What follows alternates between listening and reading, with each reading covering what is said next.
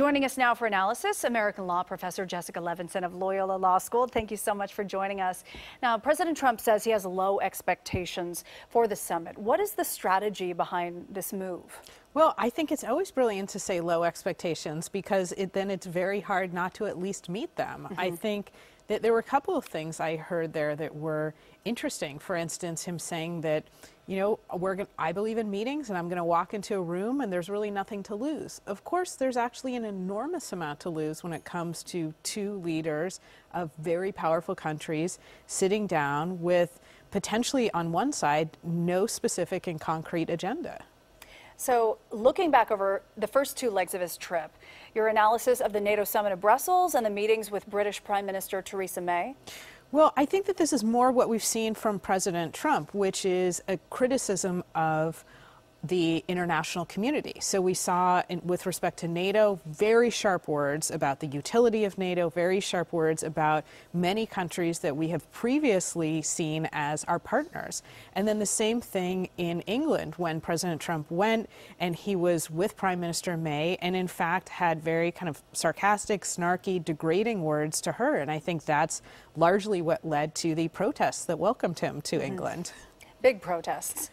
Now to Dianne Feinstein. Kevin De Leon just kind of knocked her out of the place for the U.S. Senate race. Did it surprise you that her 26 years tenure in the Senate wasn't enough for California Democrats? Well, so I would say I don't think he knocked her aside for the actual race in terms of November. I think that she will still win if you look at what happened on June 5th in the primary. But I think what it shows is that there's going to be in California a fight not between Democrats and Republicans, but between Democrats and Democrats. Now, it's important to remember we're talking about 330 people who are part of the California Democratic Party.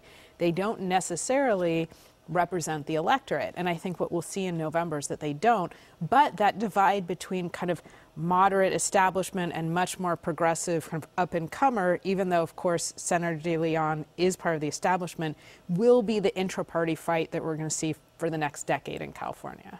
Okay, finally, FBI agent Peter Strzok in the hot seat on Capitol Hill. President Trump this weekend called him a, quote, disgrace to our country. Who comes out looking better? GOP lawmakers who grilled him or Democrats who backed him up? Nobody. I think that this was an embarrassment for everybody. I mean, in terms of the political theater of these hearings, we have the Democrats playing to their voters who they hope will turn out in November and say, I'm so glad that you defended what was happening. You have Republicans who are playing to President Trump and their voters in November who are trying to, you know, play themselves off as the prosecutors in this case. And then you have the American public who are all losing because this is not a real hearing where we're actually trying to find out information.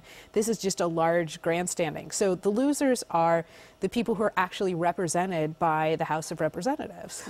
Well, thank you so much, Professor Jessica Levinson from Loyola Law School. Thank you so much. It's always enlightening to have you here. And depressing, I'm sure. Thank you. Right? Thank you.